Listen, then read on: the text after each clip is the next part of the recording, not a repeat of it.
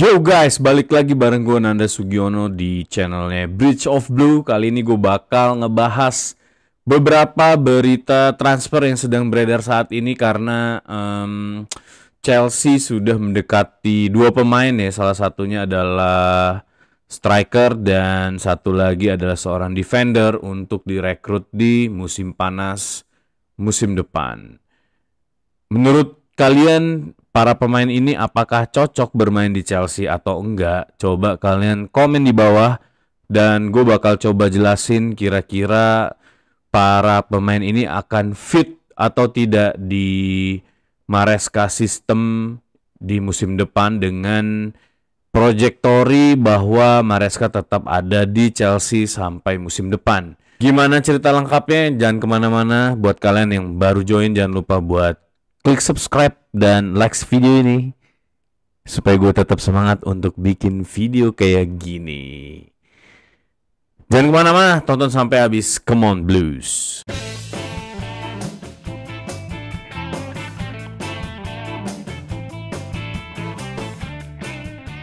Yes, Chelsea sudah menjajaki kemungkinan untuk membeli salah satu striker sebagai pelengkap di musim depan untuk tandemnya Jackson dan menjadi pesaing utama dia di posisi nomor 10 ada Kenan Yildiz, pemain dari Juventus, berasal dari Turki, berusia 19 tahun dan secara overall permainan Yildiz di Juventus musim ini lumayan bagus ya, tapi Yildiz di musim ini banyak beroperasi di posisi sayap kiri yang seharusnya nggak perlu lagi kita mencari pemain baru ya, karena udah ada beberapa pemain yang siap dan ready untuk mengisi posisi itu. Kita belum tahu berita soal Sancho apakah dia akan menjadi permanen atau tidak, tapi menurut gue untuk posisi sayap di winger itu udah cukup karena harusnya kita mencari pure striker yang memang bisa memiliki degedor tinggi. Dan kita lihat aja statistiknya Yildiz di musim ini ya. Oke, jadi kalau kita langsung compare aja nih Yildiz dengan our current number 10 Nicholas Jackson head to head, kita lihat kira-kira secara statistik Yildiz ini apakah akan melengkapi Nicholas Jackson, justru mengganti Nicholas Jackson, atau bahkan flop di Chelsea untuk musim depan. Umurnya baru 19 tahun compare to Jackson yang sudah umur 23 tahun. Market value-nya 43 juta. Kita belum tahu sampai saat ini Juventus akan melepaskan Yildiz ini dengan mahar berapa ya. Jadi kemungkinan sih lebih tinggi dari ini ya, karena Chelsea yang approach duluan.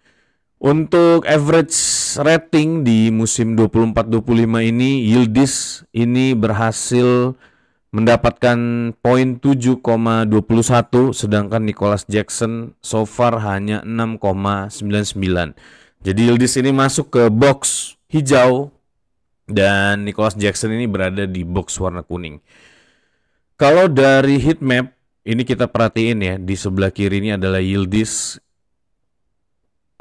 Yildiz ini banyak beroperasi di posisi sayap kiri ya. Beberapa kali dia sempat mengisi sayap kanan, tapi balik lagi menurut gue permainan seperti ini harusnya kita udah banyak player yang mampu untuk memainkan permainan sayap, hanya tinggal melengkapi skill dan visinya para winger ini ya. Jadi buat Nicholas Jackson kalau kita lihat nih di posisi sebelah kanan ya, heat mapnya itu beroperasi di central attack, jadi memang Nicholas Jackson ini bergerak sebagai jangkar permainan untuk channeling ball dan supply bola ya. Memang so far pergerakan Nicholas Jackson ini menurut gue lebih kalem ya di beberapa pertandingan belakangan ini, cuma efektivitasnya juga menurun, tidak seperti biasanya. Dan kontribusi golnya kita udah nggak usah omongin lagi, karena memang kayaknya Nicholas Jackson ini diplot bukan untuk menciptakan gol ya, tapi untuk meng-create chance. Menit per game, Nicholas Jackson mendapatkan lebih banyak menit per game dengan 70 menit ya. per gamenya so far di 2024-25, sedangkan Yildiz hanya 68%. Total minute-nya 21.000. Total minute-nya lebih banyak Yildiz ya. Jadi emang Yildiz ini lebih banyak dimainkan daripada Nicholas Jackson. Secara attacking nih yang menarik, kita lihat. Secara gol masih lebih produktif Nicholas Jackson walaupun Yildiz memiliki rating yang lebih tinggi. Secara expected goal juga masih gedean Nicholas Jackson. Goal per game ini juga masih gedean Nicholas Jackson ya. Secara shoot on target ini juga masih gedean Nicholas Jackson. Secara shoot off target sama lebih gede Nicholas Jackson. Big chance miss tentunya Nicholas Jackson lebih banyak ya, karena secara attempt dia juga lebih banyak. Assist masih lebih banyak Nicholas Jackson. Assist per game masih lebih banyak Nicholas Jackson. Expected-nya memang lebih banyak Yildiz. Ini berarti permainan Yildiz ini mengancam tapi tidak memiliki outcome yang signifikan ya. Jadi rasanya permainan kayak gini kita juga punya. Ada Sancho, ada Madueke yang memang pergerakannya juga lumayan efektif tapi tidak memiliki outcome yang signifikan impact terhadap permainan tim. Anyway, menurut gue kalau memang salah satu tipikal permainannya ingin bertahan, kayaknya nggak perlu pakai Yildiz ya, karena kita masih punya Lavia, kita masih punya Caicedo. Terus Yildiz ini juga kontribusinya terhadap gol nggak begitu banyak di Juventus ya. Yang gue khawatirkan adalah Yildiz ini terlalu banyak dipoles media, jadi terlihat wow padahal biasa saja, seperti beberapa pemain-pemain yang berhasil kita beli tapi ternyata flop, dan itu yang sangat gue khawatirkan. Apalagi Yildiz ini masih sangat muda ya, umurnya masih 19 tahun, berarti dia harus belajar lagi soal Premier League, dan beda dengan Nicholas Jackson yang saat ini udah 23 tahun. Dan sebentar lagi menurut gue Nicholas Jackson ini akan take off menjadi salah satu striker yang mengerikan ya mungkin di musim depan, dan semoga Nicholas Jackson ini bisa memaksimalkan potensi yang dia punya ya. Jadi menurut gue kalau mau mengganti striker itu jangan Yildiz. Sekarang coba kita bandingkan dengan Osimhen yang digembar-gemborkan akan menuju Chelsea di musim ini ya. Kita bandingkan dengan Nicholas Jackson. Kita lihat perbandingannya very signifikan ya. Buat dengan market value 68 juta dan tampaknya sih harga Victor Osimhen ini nggak akan jauh-jauh, karena Napoli sendiri udah berencana untuk melepas Victor Osimhen. Jadi dia juga nggak akan ada di Galatasaray musim depan, dan dia harus mencari klub untuk berlabuh. Average ratingnya di 7,68 dan ini luar biasa menurut gue. Kalau kita lihat secara heat map, pergerakannya benar-benar in the box. Seorang striker yang selama ini kita rindukan dari sosok Osimhen ini, menurut gue salah satu puzzle pelengkap puzzle pelengkap serangannya Chelsea untuk musim depan ya. Kalau kita lihat juga dari 24 match yang dimainkan ada 21 gol guys yang berhasil dicetak oleh Osimhen, dan ini kita nggak ngomongin soal Liga Turki ya, karena Osimhen sendiri di Napoli itu gacor juga. Jadi sebenarnya memang naluri golnya Osimhen ini luar biasa. Menurut gue nih salah satu target yang harusnya benar-benar diseriusin oleh board of director, daripada mencari pemain muda yang berulang. Dan kita tahu problem kita di musim ini adalah nggak adanya pemain experience yang bisa membangkitkan spirit perjuangannya para pemain di saat mengalami fase-fase sulit ya. Jadi permainannya terus-terusan ke bawah, jadi permainan yang jelek gitu. Menurut gue dari sisi statistik, dari sisi appearance, dari sisi fisik dan apapun, you name it, menurut gue Osimhen adalah satu-satunya puzzle yang harus segera dilengkapin oleh board of director Chelsea ya. Jadi gue berharap bukan membeli sayap lagi atau membeli striker yang masih membutuhkan waktu, tapi bisa membawa Osimhen ini ke Stamford Bridge dan memiliki kontribusi buat Chelsea. Berita transfer dari Den Hoosen, pemain defendernya Bournemouth yang saat ini udah mungkin dipastikan akan mendarat di Chelsea ya di musim depan dengan nilai transfer sekitar 50 juta. Pemain muda yang baru berumur 20 tahun dan saat ini market value-nya ada di angka 46 juta. Menurut gue, Hoosen ini bukan pilihan yang bijaksana saat ini kalau misalnya kita memang mau membangun tim yang lebih stabil di musim depan. Karena Hoosen ini masih sangat muda dan butuh pengalaman yang lebih lagi. Terutama dia baru debut di Premier League ya di musim ini. Memang permainannya cukup signifikan dan impactful buat Bournemouth, tapi kita nggak bisa bilang bahwa pemain itu bagus hanya dari satu musim aja. Dan di Chelsea sendiri kita udah punya beberapa pemain muda yang di musim lalu bagus banget, saat ini drop. Ada Palmer, Gusto, yang Jackson ya, yang menurut gue masih butuh waktu untuk menjadi pemain yang lebih stabil lagi. Dan mestinya board sudah mempertimbangkan itu dan tidak lagi melakukan hal yang sama ya buat di musim depan.